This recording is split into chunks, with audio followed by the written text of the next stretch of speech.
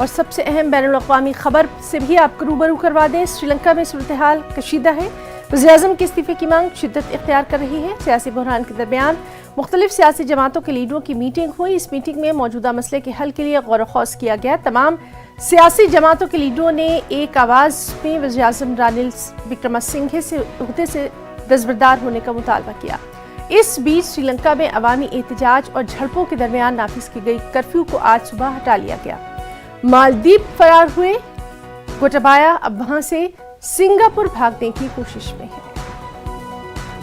At 5 a.m. because of the kind of dramatic scenes that unfolded outside Prime Minister's office yesterday for over 3 to 4 hours, and after protesters occupied the Prime Minister's office, curfew was imposed but was lifted at 5 a.m. because the situation here is very volatile. This is the Presidential Secretariat, and this is also the golf face where protests continue for the 97th day.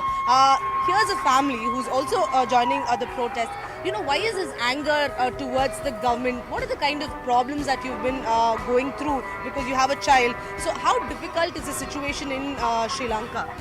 Yeah, this anger is because we don't have any fuel at the moment, and no milk, and day-to-day needs it's very hard to find these days.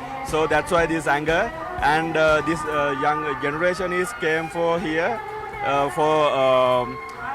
they need to say stop this greed of power. So you know, how old are you? I'm 8 years old. Do you come here every day? No, I came yesterday. You came yesterday. So do you like spending time here? Do you know what is happening around you? Yes. You know? Okay. So will you keep coming here till your parents make you come here? Do you like to come here every day? Yes, I like. Like to come? Okay. So you know, this is an 8-year-old who's not going to school.